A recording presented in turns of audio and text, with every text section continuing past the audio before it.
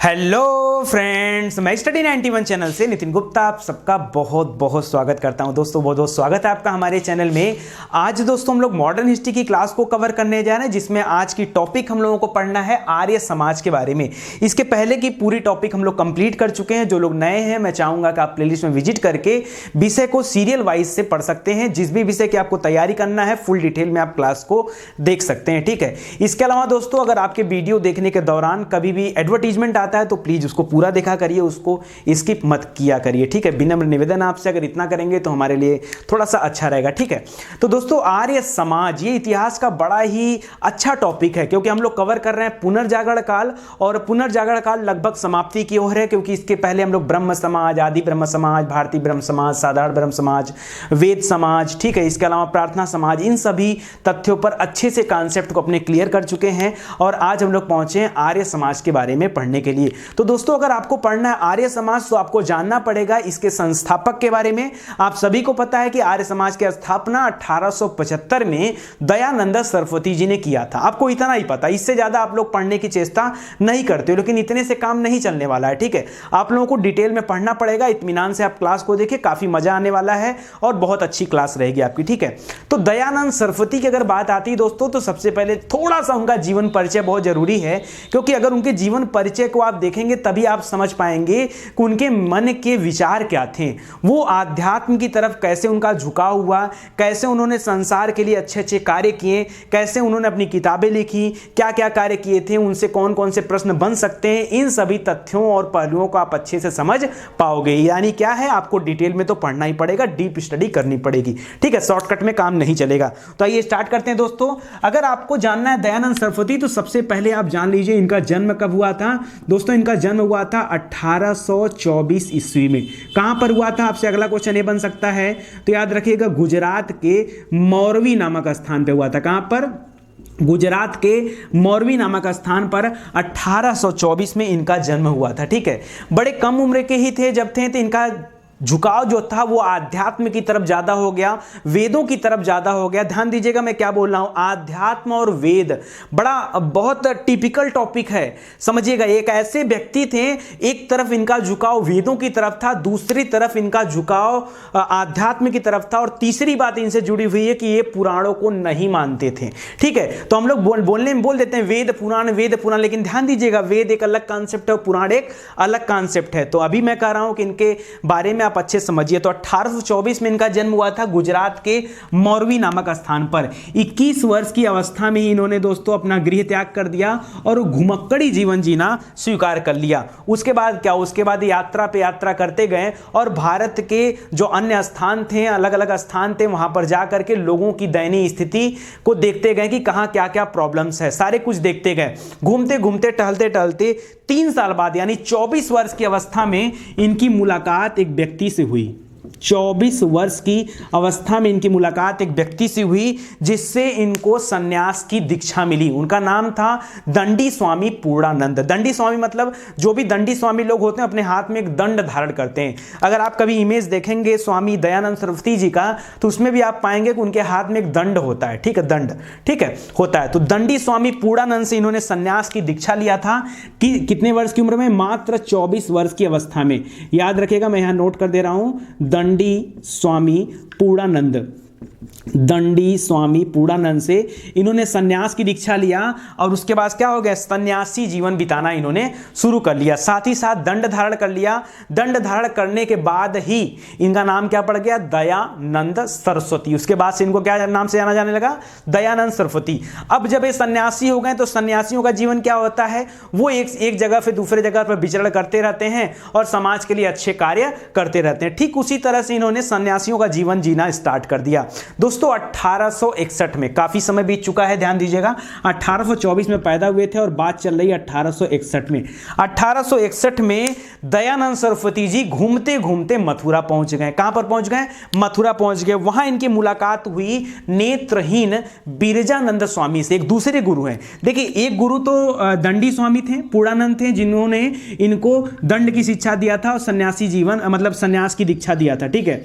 दूसरे स्वामी से मुलाकात कहां पर होता है? मथुरा में होता है नेत्रहीन स्वामी, नेत्रहीन मतलब अंधे थे, ठीक है, स्वामी बिरजानंद। तो दोनों लोग का नाम याद रखेगा इनसे संबंधित, बिरजानंद, ठीक है।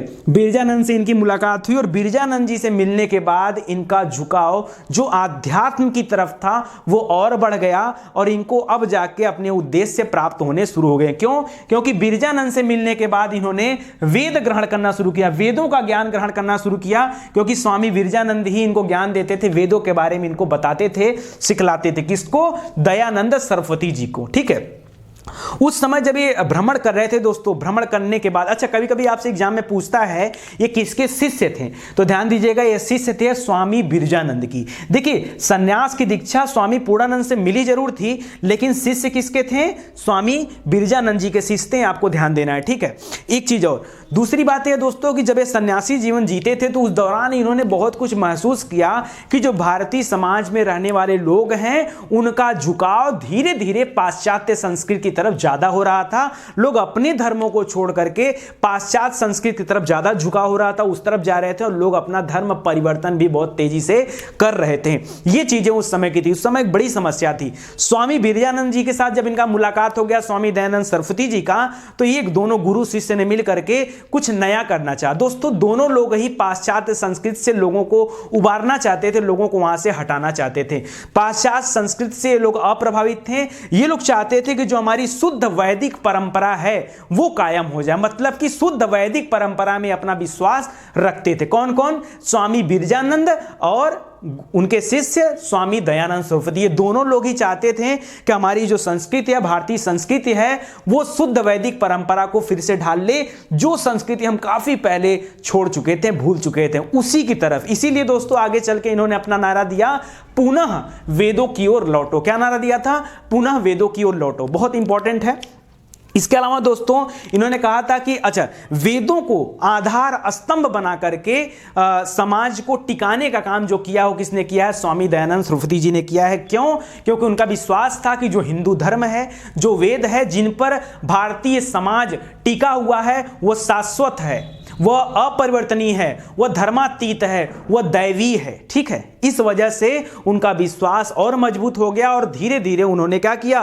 वेदों की इस महिमा का गान किया। आप देखेंगे कि शुरुआत से लेकर के, देखिए एक तरफ वेदों की महिमा का गान मिलेगा आपको शंकराचार्य के द्वारा, फिर काफी समय तक आने के बाद 1861-75 के आसपास दयानंद सरस्वती, इसके बीच में जितने भी लोग आए वो हिंदू धर्म की तरफ झुकाव तो जरूर दिखा रहे थे, लेकिन वेदों को फिर से भारतीय समाज के प्रति लाके खड़ा करना ये किसी ने शायद नहीं किया था। तो दयानंद सरस्वती जी के द्वारा किया गया कार्य जो है सराहनीय है, बहुत ही अच्छा है।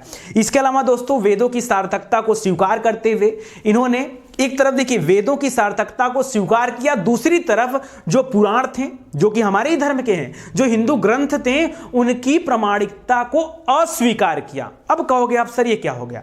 वेदों की प्रामाणिकता को स्वीकार किया इन्होंने, जबकि पुराणों की प्रामाणिकता को अस्वीकार किया। क्यों? क्योंकि पुराणों की जो व्यवस्था थी वो वर्ण व्यवस्था पर आधारित थी। किस पे आधारित थी? वर्ण व्यवस्था पर। और दयानंद सरस्वती जी चाहते थे कि जो समाज है वो वर्ण व्यवस्था पे न बटे रह करके कर्म व्यवस्था पर आ जाए। सही है कि गलत? मतलब कि अच्छा क्या था? पुराणों में तो लिखा था क्षत्रिय, ब्राह्मण, क्षत्रिय, वैश्य, शूद्र, सबका कार्य डिसाइड हो गया, ठीक है, कि अभी कोई शूद्र व्यक्ति जो है ये काम नहीं कर सकता। तो अगर वैसा ही माहौल रहता तो सोचो आज क्या होता, आज क्या होता, लेकिन ऐसा नहीं हुआ।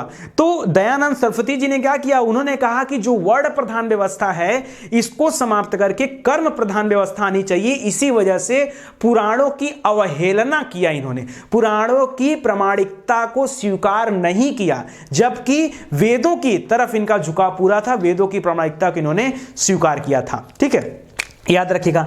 दूसरी चीज दोस्तों, सामाजिक और शैक्षिक मामलों में ये स्त्री और पुरुष दोनों के अधिकारों की वकालत करते थे कि दोनों को समान शिक्षा मिलना जरूरी है, दोनों को एक निगाह से देखना जरूरी है, जैसा कि आज होता है, ठीक है। तो उसकी वकालत किसने शुरू किया? दयानंद सरस्वती जी ने। इसके पहले और भी लोग थे, लेकिन स्त्री पुरुष को थोड़ा सा अलग अलग कैटेगराइज करके लोग देखते थे, लेकिन दयानंद सरस्वती जी ने दोनों के अधिकारों की वकालत किया। आगे चल के 1863 में दोस्तों हिंदू धर्म के प्रचार प्रसार के लिए इन्होंने एक पताका फहराया। ध्यान दीजिएगा, 1863 में इन्होंने हिंदू धर्म के प्रचार प्रसार के लिए एक पताका फहराया, ठीक है। कहां पर? आगरा में। उसका नाम क्या था? पाखंड खंडिनी। कौन सा पताका?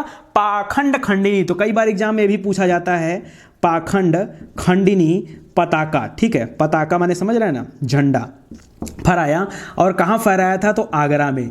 और ये बिरजानंद जी से मुलाकात कहाँ पर हुई थी? तो मथुरा में हुई थी, ठीक है। और याद रखिए 1861 में हुई थी। इनसे मिलने के 2 साल बाद ही 1863 में पताका फहरा कर इन्होंने ऐलान कर दिया कि अब हिंदू धर्म डूबने नहीं पाएगा, उसको उबारने के लिए हम लोग आ चुके हैं। दोस्तों मैं आपको बताना चाहूंगा, कभी से आप लोग पढ़ते पढ़ते आपको लग रहा होगा कि दयानंद सरस्वती जी के बारे में अगर आपसे कोई 2-4-10 बातें पूछ ले तो क्या आप बता सकते हैं इनके बारे में? क्या बता सकते हैं? बस खाली जन्म बताएंगे और ये बताएंगे कि इन्होंने संन्यास की दीक्षा ग्रहण कर लिया और ऐसा कर लिया? इन्होंने किया क्या? कुछ दोस्तों इन्होंने ऐसा काम किया जो कि और किसी ने नहीं किया है।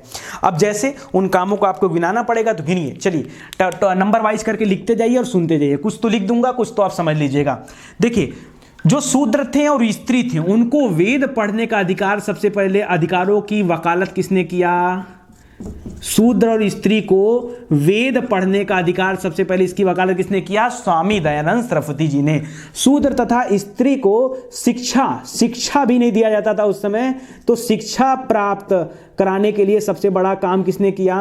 वो भी किया है स्वामी दयानंद सरस्वती ने। इनको यज्ञोपवीत धारण करना, यज्ञोपवीत, ठीक है, यज्ञोपवीत धारण करने का अधिकार किसने दिया?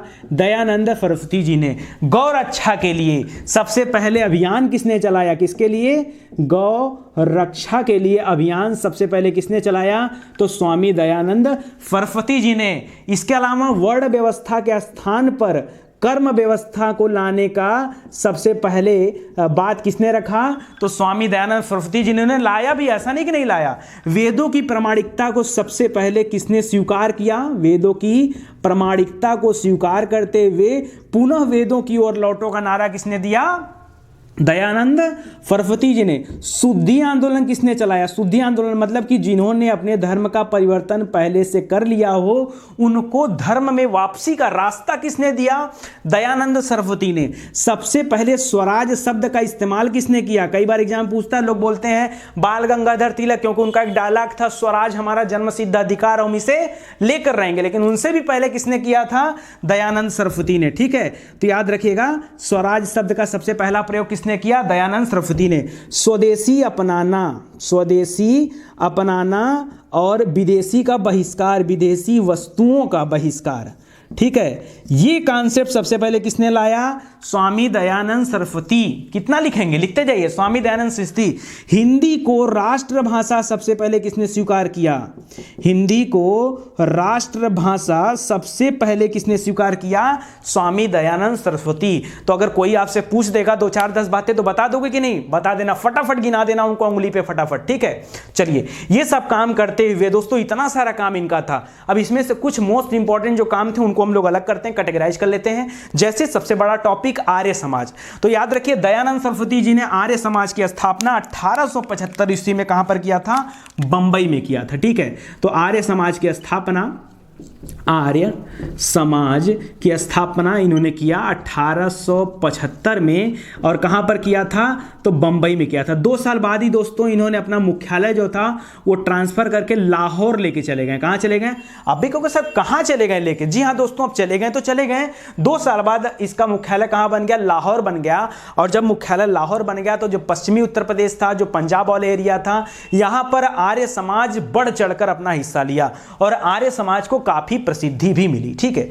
इसके अलावा जो इनका दूसरा वाला काम था ये शुद्धि आंदोलन, हाँ ये रहा, ठीक है। तो शुद्धि आंदोलन के माध्यम से दोस्तों इन्होंने क्या दिया कि हिंदू धर्म का जो परित्याग कर चुके लोग हैं या जो अन्य धर्म को अपना चुके हैं उनकी पुनः धर्म में वापसी किसने कराया? स्वामी दयानंद सरस्वती। इसके अलावा गौ रक्षा वाला जो कॉन्सेप्ट था ये 1882 में लेके आए थे दोस्तों। गौ रक्षा याद रखेगा, 1882 में गौ रक्षा अभियान सबसे पहले किसने चलाया था? स्वामी दयानंद सरस्वती ने, ठीक है। चलिए, ये तो मोटी मोटा बात हो गया दोस्तों। वेलेंटाइन सिरोल का नाम सुना आपने? सुना होगा, अगर आप इतिहास पढ़ते हैं तो वेलेंटाइन सिरोल का नाम सुना होगा, ठीक है। वेलेंटाइन सिरोल की एक किताब है, उसका किताब का नाम है, बताइए क्या नाम है? वेलेंटाइन सिरोल की एक किताब है, उस किताब का नाम आपको बताना है। क्या नाम है? Indian unrest. क्या नाम है? Indian unrest. मोस्ट इंपॉर्टेंट किताब है, ध्यान से सुनिएगा। वेलेंटाइन सिरोल, वेलेंटाइन डे भी आने वाला है, ठीक है, महापर्व, महिला महापर्व, ठीक है। वेलेंटाइन सिरोल चलिए, वैलेंटाइन सिरोल की किताब का नाम क्या है? Indian unrest. वैसे यहाँ पे लिख लीजिएगा, इंडियन लिख लीजिएगा, ठीक है, इंडियन अनरेस्ट। इस किताब में दोस्तों इन्होंने आर्य समाज की निंदा की। निंदा करते हुए पता क्या कहा? इन्होंने कहा कि आर्य समाज जो है वो भारतीय अशांति का जन्मदाता है। क्या कहा? वैलेंटाइन सिरोल ने अपनी किताब इंडियन अनरेस्ट में कहा कि भारतीय अशांति का जन्मदाता कौन है? आर्य समाज है। एक तरफ इसने, दूसरी तरफ तारीफ भी इनकी होती है, विदेश में इनकी तारीफ भी होती है दोस्तों। दयानंद सरस्वती जी को भारत का मार्टिन लूथर किंग कहा जाता है। भारत का मार्टिन लूथर किंग, भारत का मार्टिन लूथर किंग किसको कहा जाता है? तो दयानंद सरस्वती जी को कहा जाता है। ये भी अच्छा क्वेश्चन है। चलिए, ये तो बहुत उनके बारे में बातचीत हो गया। और इनकी मृत्यु कब हुई थी? तो 1883 में, ध्यान दीजिएगा दोस्तों, अजमेर में, राजस्थान में पड़ता है अजमेर, ठीक है, वहां पर इनकी मृत्यु हो गई थी, ठीक है। तो ये मोटी मोटा इनसे संबंधित बात रही। इनकी मृत्यु के पश्चात जो आर्य समाज था वो दो हिस्से में बट गया। मृत्यु के बाद जो आर्य समाज था वो दो हिस्से में बट गया। आप कहोगे सर कैसे? मृत्यु हो गई थी तो बटना ही था। एक गुट बन गया हिंदी भाषी लोगों का, मतलब जो हिंदी भाषा का समर्थन करते थे, और दूसरा गुट बन गया जो पाश्चात्य भाषा यानी अंग्रेजी भाषा का समर्थन करते थे। हिंदी भाषा के समर्थन करने वाले लोगों में नाम याद रखेगा, स्वामी श्रद्धानंद। नाम याद है आपको? स्वामी श्रद्धानंद। आगे इनके भी बारे में बताऊंगा आपको, ठीक है। मोस्ट इंपॉर्टेंट व्यक्ति हैं स्वामी श्रद्धानंद। दूसरा नाम है लेख राय, याद रखिएगा, दूसरा नाम है लेख राय। तीसरा नाम है मुंशी राम। क्या नाम है? मुंशी राम, ठीक है। तो स्वामी श्रद्धानंद, लेख राय, मुंशी राम, ये लोग हिंदी भाषा के पक्षकार थे, हिंदी भाषा का वकालत करते थे, आर्य समाज की हिंदी भाषी का, ठीक है। जो पाश्चात्य संस्कृत था, मतलब अंग्रेजी भाषा का कौन करता था? तो एक व्यक्ति था, इसका नाम था लाला हंसराज। क्या नाम था? लाला हंसराज। दूसरे व्यक्ति को आप जानते भी हैं, लाला लाजपत राय। जी हाँ दोस्तों, वही लाठी वाले लाला जिनके सर पे चोट लगी थी, ठीक है, लाला लाजपत राय। ये लोग क्या करते थे? ये लोग अंग्रेजी भाषा का समर्थन करते थे। स्वामी श्रद्धानंद ने हिंदी भाषी आर्य समाज की और व्याख्या करने के लिए इन्होंने क्या किया कि स्कूल बनाया दोस्तों 1902 में। उस स्कूल का नाम क्या था? पहली बात तो ये स्कूल कहाँ बना था? तो हरिद्वार के कांगड़ी में बना था। कहाँ पे बना था? हरिद्वार में एक जगह है कांगड़ी, ठीक है। हरिद्वार के कांगड़ी में एक स्कूल बना, उसका नाम था गुरुकुल, क्योंकि हिंदी भाषा से थे ना, तो क्या नाम पड़ गया? गुरुकुल विद्यालय, विश्वविद्यालय, गुरुकुल विश्वविद्यालय, ठीक है, की स्थापना किसने किया था? स्वामी श्रद्धानंद जी ने। कब किया था? 1902 में किया था। और इसके अलावा इधर देखिए, पाश्चात्य संस्कृत में कौन आ गए? आपके लाला हंसराज और लाला लाजपत राय जी। और लाला लाजपत राय जी ने एक स्कूल और बनाया यहाँ पर 1886 में। मृत्यु के बाद की घटना है सब। 1886 में लाहौर, जहाँ पे मुख्यालय था ना, वहीं पे एक स्कूल बनाया, डीएवी कॉलेज। कौन सा? डीएवी। आज बहुत सारे जिलों में आपको डीएवी कॉलेज देखने को मिल जाएगा। तो डी फॉर होता है दयानंद, ए फॉर होता है एंग्लो, वी फॉर होता है वैदिक। याद रहेगा, दयानंद एंग्लो, एंग्लो माने अंग्रेजी वाले थे ना, पाश्चात्य अंग्रेजी। तो दयानंद एंग्लो वैदिक कॉलेज की स्थापना किया गया। किसके माध्यम से? इधर जो पाश्चात्य वाली कमेटी थी उनके माध्यम से, ठीक है। चलिए, ये तो मोटी मोटा बात हो गई। कुछ बात दोस्तों हम लोग किताबों के ऊपर कर लेते हैं, जिन किताबों की रचना दयानंद सरस्वती जी ने किया था। तो उनके द्वारा लिखी गई सबसे महान किताब कौन सी है? तो सबसे बड़ी किताब है सत्यार्थ प्रकाश। दयानंद सरस्वती जी के द्वारा लिखी गई सबसे महत्वपूर्ण किताब का नाम क्या है? सत्यार्थ। कई बार एग्जाम में पूछा गया है, सत्यार्थ प्रकाश, ठीक है। चलिए सुनते जाइए इसके बारे में हिस्ट्री। तो सत्यार्थ प्रकाश, अभी सत्यार्थ प्रकाश के बारे में अगर आपको और जानना है तो सुनना समझना पड़ेगा। 1874 में ये किताब लिखी गई थी, सत्यार्थ प्रकाश वाली। 1874 मतलब आर्य समाज की स्थापना से ठीक एक वर्ष पहले, क्योंकि स्थापना तो 1875 में हुई थी और ये 1874 में लिखी गई थी। अब कैसे लिखी गई थी उसके पहले मैं आपको एक स्टोरी सुनाना चाहता हूँ। स्टोरी आप ध्यान सुनिएगा। 1872 की बात है। कितने की? 2 साल और पहले चलिए 1872 की बात है। इनकी मुलाकात घूमते टहलते हो गई केशव चंद्र सेन जी से। केशव चंद्र सेन कल वाले, हाँ कल वाले दोस्तों। कौन? अरे वही जिन्होंने आदि ब्रह्म समाज की स्थापना किया था, जिसको आगे चल के भारतीय ब्रह्म समाज कहा गया, ठीक है, केशव चंद्र सेन, आप लोग जानते हैं। तो ब्रह्म समाजी नेता थे केशव चंद्र सेन, हालांकि उस समय तक अपनी पार्टी बना चुके थे, आदि ब्रह्म समाज की स्थापना हो चुकी थी। तो ब्रह्म समाजी नेता या आदि ब्रह्म समाजी नेता केशव चंद्र सेन जी से इनकी मुलाकात हो गई, और केशव चंद्र सेन जी ने दयानंद सरस्वती को कहा कि जो आप अपना भाषण देते हैं वो भाषण बहुत अच्छा होता है, लेकिन वो भाषण आप संस्कृत भाषा के जगह पर हिंदी भाषा में दिया करिए। अब संस्कृत भाषा में क्यों देते थे? क्योंकि ये तो पढ़े थे वेद, ये तो पढ़े थे वेद, और वेदों की प्रामाणिकता को के बारे में लोगों को समझा रहे थे, बता रहे थे, ठीक है। तो जब भी वेद पढ़े थे तो संस्कृत बोलते थे, क्योंकि बिरजानंद के साथ रहते रहते पर्याप्त संस्कृत भाषाएं सीख चुके थे। तो जो अपना भाषण भी देते थे भी संस्कृत भाषा में देते थे, तो होती तो बड़ी अच्छी चीज थी, लेकिन लोगों को थोड़ा समझ में कम आता था। तो केशव चंद्र सेन जी ने कहा कि जो आप अपनी भाषण देते हैं वो संस्कृत के बजाय और हिंदी भाषा में दिया करिए, ठीक है। और उसके बाद स्वामी दयानंद सरस्वती जी ने क्या किया? हिंदी भाषा को अपना लिया, मतलब कि संस्कृत भाषा में भाषण न देकर के वहां से हिंदी भाषा में भाषण देना स्टार्ट कर दिया, दोनों मिक्स कर दिया। उसके बाद क्या था? उसके बाद तो फेमस हो चले, इतने प्रसिद्ध हो गए, अगले 10 सालों में, 11 साल में इनकी मृत्यु हो गई, क्योंकि 83 मृत्यु हो गई, 72 से काम कर रहे थे, तो 11 साल में खूब फेमस हो गए, खूब प्रसिद्ध हो गए। आगे चल के दोस्तों इन्होंने स्वदेशी और हिंदी का समर्थन भी किया। तो याद रखिए, आर्य समाज पहला ऐसा संगठन था जो कि पहला ऐसा संगठन था, ठीक है, जो कि हिंदी और स्वराज दोनों का समर्थन करता था, ठीक है। हिंदी और स्वराज को समर्थन करने वाला पहला संगठन कौन सा था? आर्य समाज, ध्यान रखिएगा। इसके अलावा दोस्तों इनके द्वारा कुछ स्टेटमेंट भी दिए गए हैं जो कि और फेमस है, जैसे पुनः वेदों की ओर लौटो, ये तो है ही है। इसके अलावा इनका एक और फेमस स्टेटमेंट है, भारत भारतीयों के लिए है। जी हाँ दोस्तों, याद रखिएगा, भारत भारतीयों के लिए है। एक और स्टेटमेंट है, अच्छे से अच्छा विदेशी राज्य, बुरे से बुरा देसी राज्य अच्छे से अच्छा विदेशी राज्य से बढ़िया होता है। मतलब हमारा खराब ही दूसरे के अच्छा से अच्छा, इसलिए हमको क्या करना चाहिए? अपना स्वदेशी अपनाना चाहिए और विदेशियों का बहिष्कार करना चाहिए। तो ये सारा मोस्ट इंपॉर्टेंट चीज था। कुछ किताबें फिलहाल इनके द्वारा और लिखी गई थी, अगर आप जानना चाहते हो तो हम बता देते हैं आपको। जैसे एक किताब का नाम था दोस्तों सत्यार्थ प्रकाश, तो सबसे पहले लिख लो आप, सबसे इंपॉर्टेंट किताब सत्यार्थ प्रकाश की रचना भी दोस्तों इन्होंने हिंदी भाषा में ही किया, ठीक है। दूसरा है वेद भाष्य की भूमिका, वेद भाष्य की भूमिका। और इसके बाद इनकी लगातार 2-3 किताबें आई खंडन के ऊपर, जैसे पाखंड खंडन। कौन सी किताब आई? पाखंड खंडन, ध्यान समझिएगा। तीसरी किताब है इनकी। चौथी किताब आई दोस्तों अद्वैत मत का खंडन, ध्यान समझिएगा। खंडन के ऊपर बहुत सारे किताब लिखा है, अद्वैत मत का खंडन, दिख रहा है कि नहीं? चौथी हो गई। 5वीं किताब आई वल्लभाचार्य मत का खंडन। 5वीं किताब कौन सी है? वल्लभाचार्य मत का खंडन, ठीक है, वल्लभाचार्य मत का खंडन। एक किताब और नोट कर लीजिए, अच्छी किताब है, पंच महायज्ञ विधि। कौन सी किताब है? पंच महायज्ञ विधि। चलिए बस करिए, बहुत हो गया। तो इतनी किताबें हैं इनके बारे में दोस्तों जो कि बड़ी प्रसिद्ध हैं, तो इसको आप लोग याद रखिएगा। देखिए जितनी मोटी मोटा बातें थी आर्य समाज से संबंधित, उन सभी तथ्यों के बारे में आपको बता दिया। उम्मीद करता हूं कि आपको क्लास काफ़ी अच्छे लगा होगा। तो अच्छा लगेगा भी पढ़ते समय, पहली बात तो ध्यान से सुना करिए, इत्मीनान से आंख बंद करके कान में ईयरफोन लगा दिया करिए और इत्मीनान से क्लास को सुना करिए। क्योंकि जब आप कहीं बाहर जाओगे ना, बड़ी कोचिंग में जाओगे, तो वहाँ भी ऐसे ही क्लास मिलेगी। शायद वहाँ पर एक क्लास आपको आर्य समाज के बारे में ना मिले, आपको नोट्स बना के दे देंगे, पुनर्जागरण काल का नोट्स है, घर पर जाके पढ़ लीजिएगा, ऐसे होता है, ठीक है। लेकिन यहाँ पर आपको अच्छे से बताया जा रहा है, समझाया जा रहा है, तो बढ़िया से पढ़िए। उम्मीद करता हूँ कि अगर आपको अच्छा लगा होगा तो वीडियो को शेयर करिएगा। और रही बात लिखने की, तो अगर लिख सकते हैं खुद से तो सबसे अच्छी बात है, नहीं लिख सकते हैं तो जैसे ही हमारा मॉडर्न हिस्ट्री कंप्लीट होगा, अभी तो फटाफट क्लास चल रही है, जल्दी जल्दी मैं कंप्लीट कर रहा हूँ, एक दिन में एक टॉपिक।